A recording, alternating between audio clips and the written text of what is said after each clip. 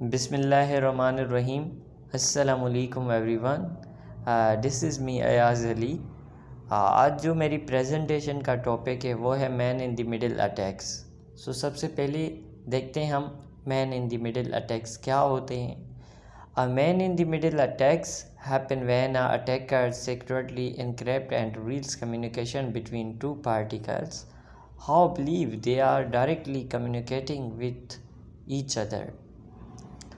جب دو آپس میں پارٹیکلز کمیونیکیشن کر رہے ہیں یا ڈیٹا شیئر کر رہے ہیں، ان کے بیچ میں اگر کوئی تھرڈ پرسن اٹیک کرے، کوئی تھرڈ پرسن ان کی ڈیٹا کو چینج کرے یا چوری کرے، اسے ہم مین ان دی مڈل اٹیکس بولتے ہیں.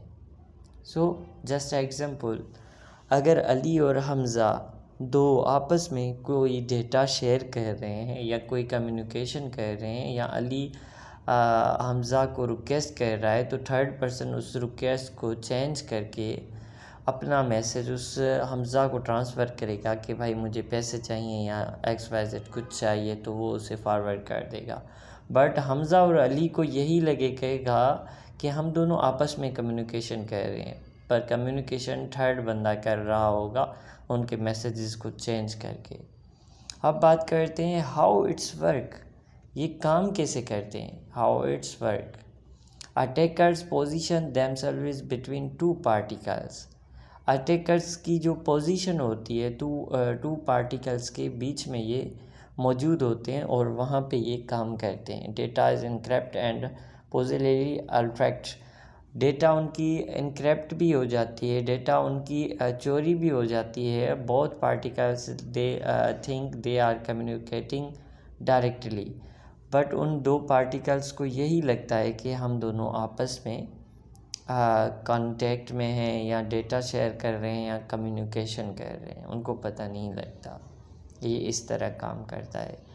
اب ہم اگر بات کریں common types of man in the middle attacks, اس کے کچھ ٹائپس ہوتے ہیں. Eavesdropping, session hijacking اور SSL اسٹرپنگ، DNS اسپوفنگ. یہ کچھ اس کی کامن ٹائپس ہوتے ہیں جن کے ذریعے مین in the middle attacks attack کرتا ہے. اب بات کرتے ہیں real world example. Real world میں اگر ان کی ہم ایگزامپل دیں آپ کو، تو بینکنگ ٹرانزیکشن آن انسیکیورڈ وائی فائی. جب ہم انسیکیورڈ وائی فائی کے ذریعے بینکنگ ٹرانزیکشن کرتے ہیں تو اکثر ہمارے ساتھ یہ مین ان دی مڈل اٹیکس آ کے اٹیکس کرتے ہیں، یا فیک لاگن پیجز پہ بھی یہ چیز اٹیک کرتی ہے. یہاں اگر ہم دیکھیں پبلک وائی فائی، جب ہم پبلک وائی فائی یوز کرتے ہیں تو اکثر ہمارا ڈیٹا جو ہے چوری ہو جاتا ہے. تو یہ کچھ ریئل ورلڈ ایگزامپل ہیں ہمارے مین ان دی مڈل اٹیکس کے.